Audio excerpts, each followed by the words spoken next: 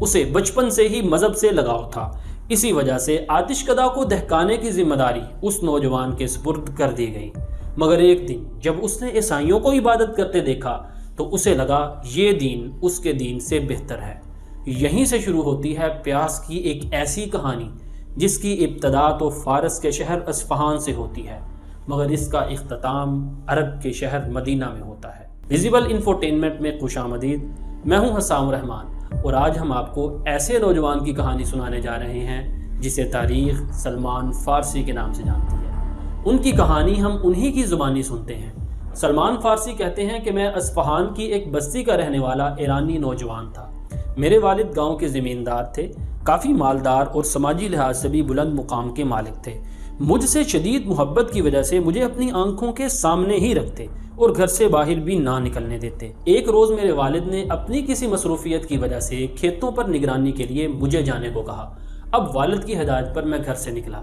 راستے میں میں نے عیسائیوں کا ایک گرجا دیکھا، اس وقت وہاں نماز ہو رہی تھی۔ اب میرے والد نے تو میرے گھر سے نکلنے اور لوگوں سے ملنے جلنے پر پابندی لگا رکھی تھی، اسی وجہ سے میں نصارہ اور دیگر اہل مذہب کے بارے میں کچھ نہیں جانتا تھا۔ یہ معلوم کرنے کے لیے کہ وہ لوگ کس طرح سے عبادت کرتے ہیں، میں گرجا کے اندر داخل ہو گیا۔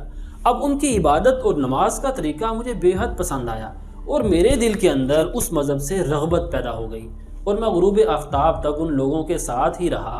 اور میں نے ان سے پوچھا کہ اس مذہب کی اصل کہاں پہ ہے، تو انہوں نے بتایا کہ اس مذہب کی اصل شام میں ہے۔ جب میں رات کو گھر واپس آیا تو اپنے والد کو ساری ردات سنائی تو میرے والد بہت پریشان ہو گئے۔ انہوں نے کہا، بیٹا اس دین میں کوئی خیر نہیں، تمہارا اور تمہارے آبا و اجداد کا دین اس سے بہتر ہے۔ میں نے کہا، ہرگز نہیں، اللہ کی قسم وہ ہمارے دین سے بہتر ہے۔ میرے والد نے اس ڈر سے کہ میں اپنے دین سے پھر نہ جاؤں میرے پاؤں میں بیڑیاں ڈال دی اور مجھے گھر میں قید کر دیا۔ ادھر میں نے بھی نصارہ کے ہاں پیغام بھیجا کہ شام جانے والا کوئی بھی قافلہ آئے تو مجھے خبر کرے۔ خوش قسمتی سے جلد ہی وہ قافلہ آ گیا اور میں نے اپنے آپ کو بیڑیوں سے آزاد کیا اور اس قافلے کے ساتھ شام جا پہنچا۔ میں وہاں گرجا گھر کے متولی سے ملا، اس کو اپنی ساری رودات سنائی تو اس نے مجھے اپنے ساتھ رکنے اور علم حاصل کرنے کی اجازت دے دی۔ مگر میں نے دیکھا کہ وہ کوئی اچھا آدمی نہیں تھا۔ لوگوں کو تو صدقہ و خیرات کا حکم دے کر مال اکٹھا کر لیتا، مگر وہ مال یتیموں اور غریبوں میں تقسیم نہیں کرتا۔ یہ دیکھ کر میرے دل میں اس کے لیے شدید نفرت پیدا ہونے لگ گئی۔ مگر اس کے مرنے کے بعد جس دوسرے شخص کو اس کی جگہ مقرر کیا گیا وہ بہت نیک اور عبادت کا پابند تھا۔ میں اس سے بہت محبت کرنے لگا اور میں ایک عرصہ تک اس کی خدمت میں رہا۔ جب اس کی موت کا وقت قریب آیا تو میں نے ان سے دریافت کیا کہ آپ مجھے اپنے بعد کس کی صحبت اختیار کرنے کی نصیحت کرتے ہیں؟ تو انہوں نے کہا، بیٹا اپنے علم کی حد تک میں صرف ایک ایسے شخص کو جانتا ہوں جو اسی دین پر قائم ہے جس دین پر میں تھا، وہ ہے فلاں شخص جو کہ موصل میں رہتا ہے۔ حق اب صرف اسی کے پاس ہے۔ جب میرے مرشد کا انتقال ہو گیا تو میں موصل جا پہنچا اور اس شخص کی خدمت میں حاضر ہوا اور اسے اپنی ساری رودات سنائی اور اس کے پاس رہنے لگا۔ وہ بھی نیک انسان تھے، مگر ان کی موت کا پروانہ بھی جلد آ گیا۔ انہوں نے مجھے اپنے بعد نصیبین کے ایک شخص کے پاس جانے کا حکم دیا۔ میں ان کے پاس پہنچا، وہ بھی اسی حق پر قائم تھے جس پر پہلے دونوں بزرگ تھے، مگر جلد ہی ان کا وقت بھی پورا ہو گیا۔ میں نے ان سے کہا، آپ کو میرے بارے میں سب معلوم ہے، آپ جانتے ہیں میں کس مقصد کے لیے در در کی خاک چھانتا پھر رہا ہوں، آپ اپنے بعد مجھے کہاں جانے کی نصیحت کرتے ہیں؟ انہوں نے جواب دیا، بیٹے میری معلومات کی حد تک اب روئے زمین پر صرف ایک شخص رہ گیا ہے جو اس دین پر قائم ہے، وہ فلاں شخص جو کہ اموریہ میں رہتا ہے، میرے بعد تم اسی کے پاس چلے جانا۔ ان کی ہدایت کے مطابق میں اموریہ پہنچا اور اس بزرگ کے پاس رہنے لگا۔ وہاں رہتے ہوئے میں نے کچھ گائے اور بکریاں بھی پال لی، مگر جب اس شخص کی موت کا وقت قریب آیا تو میں نے ان سے دریافت کیا کہ آپ میرا معاملہ اچھی طرح سے جانتے ہیں، اپنے بعد مجھے کہاں جانے کی وصیت کرتے ہیں؟ تو اس بزرگ نے کہا، بخدا اب میں کسی ایسے شخص کو نہیں جانتا جو اس دین پر قائم ہو جس دین پر تم اور میں تھے۔ ہاں اب وہ وقت آ گیا ہے کہ سرزمین عرب پر ایک نبی ظاہر ہوگا دین ابراہیمی کو لے کر، جو اپنے وطن سے کھجوروں والی سرزمین کی طرف ہجرت کرے گا۔ اس کی کچھ واضح نشانیاں ہوں گی، وہ صدقہ نہیں کھائے گا، وہ ہدیہ قبول کرے گا اور اس کے کندھوں کے درمیان مہر نبوت ہوگی۔ اگر ہو سکے تو اسی سرزمین پر چلے جاؤ۔ اپنے مرشد کے انتقال کے بعد میں چند دن اموریہ میں ہی ٹھہرا رہا۔ کچھ دن بعد وہاں سے عرب تاجروں کا گزر ہوا جن کا تعلق بنی کلب کے ساتھ تھا۔ میں نے ان سے کہا، اگر آپ مجھے اپنے ساتھ عرب لے چلیں تو میں اپنی ساری گائے اور بکریاں آپ کو دے دوں گا۔ وہ اس چیز پر راضی ہو گئے۔ میں نے اپنی ساری گائے اور بکریاں ان کو دے دیں اور ان کے ساتھ چل پڑا۔ گھروں سے نکلے تھے ہم بھلا کر حسین اپنے دلوں کے ارما، کسی کے نور نظر تھے ہم بھی، کسی کے لخت جگر تھے ہم بھی۔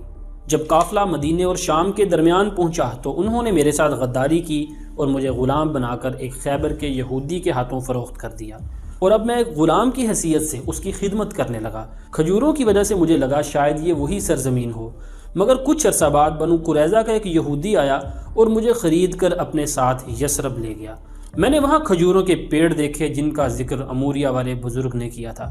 ان کی بیان کردہ علامتوں کی مدد سے میں نے مدینہ کو پہچان لیا اور اب میں اپنے نئے یہودی آقا کے ساتھ مدینہ میں ہی رہنے لگا۔ ایک روز میں کھجور کے درخت کے اوپر چڑھ کر کام کر رہا تھا اور میرا آقا اس درخت کے نیچے بیٹھا تھا۔ اتنے میں اس کے چچا کا بیٹا بھاگتا ہوا آیا اور کہنے لگا، اوس اور خزرج کے قبائل قباء میں ایک شخص کے گرد جمع ہو رہے ہیں جو اپنے آپ کو نبی بتاتا ہے اور آج ہی مکہ سے آیا ہے۔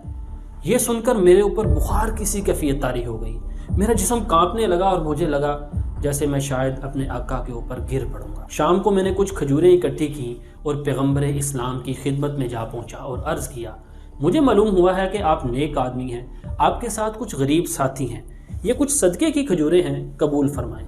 آپ نے خود تو ان میں سے کچھ نہ کھایا مگر اپنے صحابہ کو کھانے کو کہہ دیا۔ میں نے دل میں کہا یہ پہلی علامت ہے۔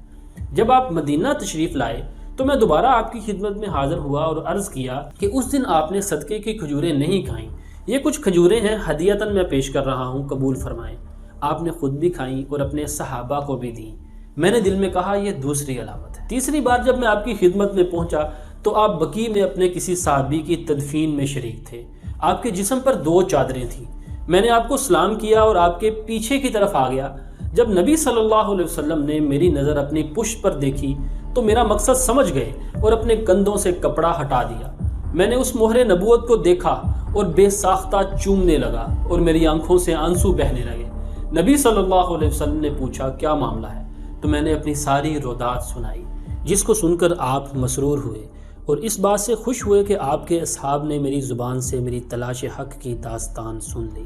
اس کے بعد سلمان فارسی غلامی میں ہی رہے اور اپنی غلامی کی مصروفیات کی وجہ سے بدر و احد میں شریک نہ ہو سکے۔ اپنی آزادی کے بعد خندق میں شریک ہوئے اور اس کے بعد کسی مارکے میں پیچھے نہ رہے۔